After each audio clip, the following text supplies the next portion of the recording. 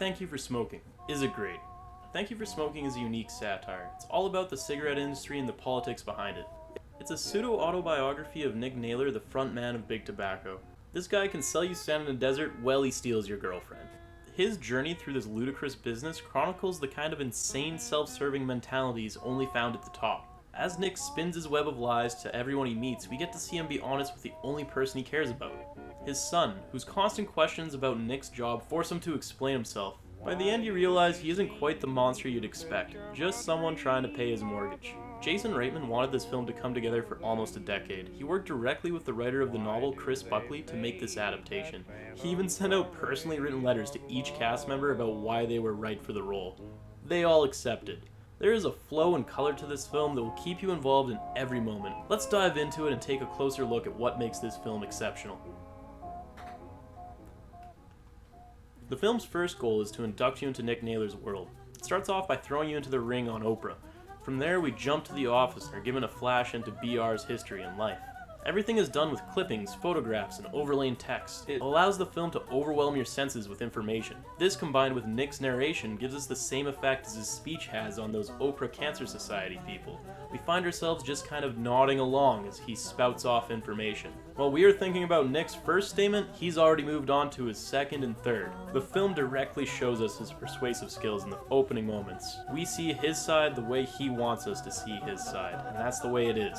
Quickly after that, we begin to expand Nick's perspective, meeting the mob squad, Senator Finster, his wife, and his son. Each character has a rich background that Nick glimpses into. They all have a personality as strong as Nick that grips our attention and provides a satirical glimpse into the jobs they maintain. Their self-serving attitudes and terrible jobs are eclipsed by the charisma each person carries. It's pretty hard to hate any of these characters because of how well presented they are.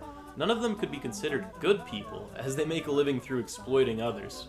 Yet by being thrown into this world so rapidly, we the audience grow engrossed with them. With each person being shaped for their role so perfectly, you can't imagine them doing something else, and you just know neither could they. Even Jeff, the movie executive, whose job isn't nearly as terrible as most, reflects this kind of self-absorbed attitude. He meets a role that few could match, and the world beyond that doesn't matter to him. Despite the incredible differences between these characters, Thank You for Smoking takes time out to draw out all the underlying similarities.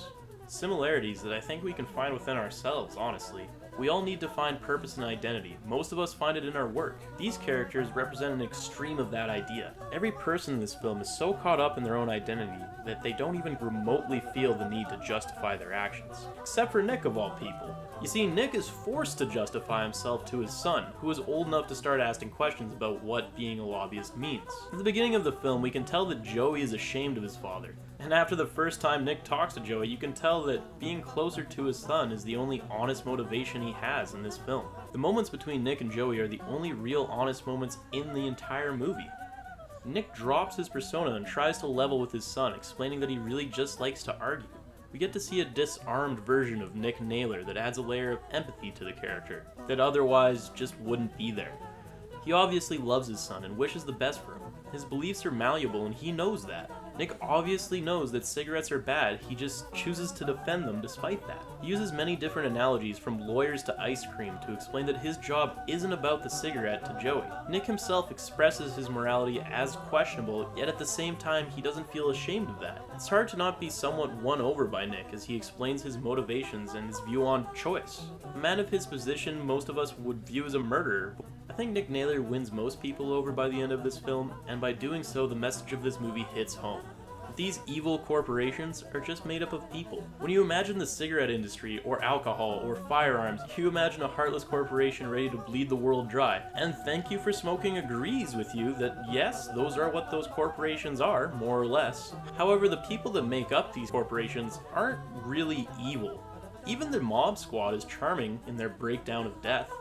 We can see from the diner setting the relaxed, inconsequential nature of this information to them. As they trade tips and advice around the table, you are drawn into their banter. It's just like watching three office workers talk about the latest board meeting. Thank You for Smoking is trying to explain how the people within these industries, tobacco, firearms, alcohol, all basically have the same motivation, the mortgage argument. Everyone's got a mortgage to pay. The yuppie Nuremberg defense. So is the mortgage that much of a life goal? Well, 99% of everything done in the world, good or bad, is done to pay a mortgage.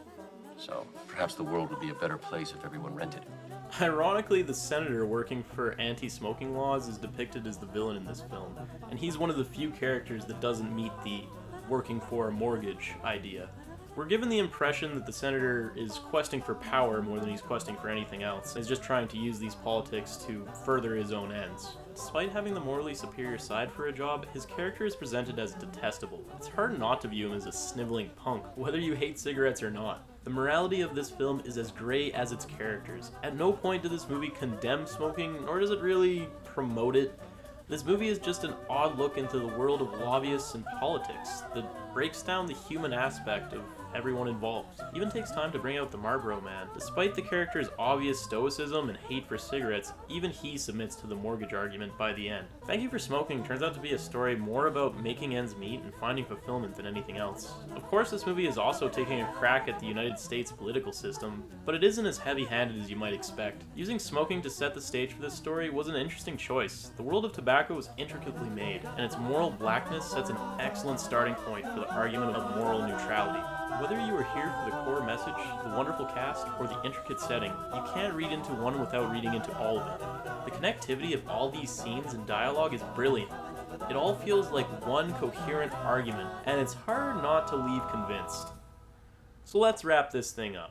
Once you start Thank You for Smoking, there is no turning back. The gripping cinematography combined with Nick's narration makes it almost impossible to look away. The look inside the tobacco industry from a morally neutral view is pretty damn interesting, as it's hard to not find yourself questioning your perspective during this film. The charm and pizzazz of all these characters is beyond expectations. I can't think of another film that has a set of secondary. I really expect the subject of tobacco and cannabis the truth. The humor is in every scene. It isn't slapstick humor, but that far outreaches most. I think almost anyone can enjoy this movie because it toes a line between century, comedy, and satire so wonderfully. This movie can make you think and laugh at the same time, and to me that's worth a watch. Easily a 9 out of 10. I recommend this one. And I don't give a damn about a greenback $1. Spend it fast as I can for a wailing song and a good guitar. The only things that I understand, oh boy, the only things I understand. Alright, so that was Thank You for Smoking. I mean, that was a really interesting movie. I really enjoyed everything about it. Well paced, well acted. Any particular thoughts on the film? Oh, well, as a guy who hasn't seen it, but, seen reviews of it and stuff, it's just really good to have on that roster of, I need a intelligent drama, throw it on in, great way to burn an evening, and it sounds quite, doesn't sound dry at all. No, it's, even though the material itself sounds dry, just the way it's filmed and, all the colors, all the different shots, just keeps it moving. Really quotable film, really funny the more you think about it. If there was one thing that I would want to know more about and ask people about, it would be, what do you guys think of the son in that movie? Like, the relationship between the father and the son, did it add an extra layer to the film? Did it come off as cheesy to you? For me, it felt really genuine, but I get a lot of mixed opinions there from the limited people I've spoken to. So, let me know what you think about that. Jay, any last thoughts? Nothing at all. Please, if you enjoy our content, like, comment, or subscribe, honestly. And support us on Patreon if you're really impressed. Alright, see you guys. See ya.